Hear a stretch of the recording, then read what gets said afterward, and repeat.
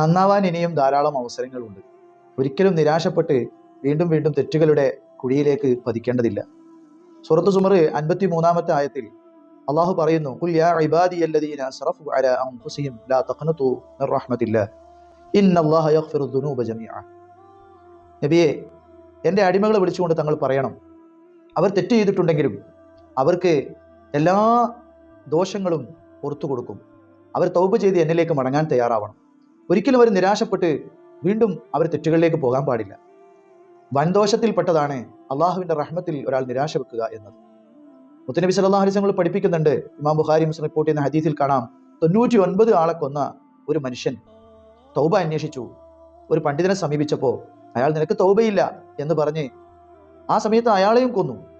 പിന്നീട് വീണ്ടും ഭൂമിയിൽ ഏറ്റവും വലിയ ആലിമിനെ അന്വേഷിച്ച് നടന്ന അയാൾക്ക്, നിങ്ങൾ ഈ നാട്ടിൽ നിന്ന് പോകണം, നിങ്ങൾക്ക് നല്ലവരെ കൂടെ ജീവിച്ച് നിങ്ങൾ നന്നാവാൻ ശ്രമിക്കണം എന്ന് പറഞ്ഞ് തൗബക്ക് വാതികൾ തുറന്നുവിട്ട സംഭവം. അയാൾ മരണപ്പെട്ടപ്പോൾ റഹ്മത്തിന്റെ മാലാഖമാരാണ് അയാളുടെ റൂഹിനെ കൊണ്ടുപോയത്. അയാൾ സ്വർഗവാസിയായി മാറുകയാണ്.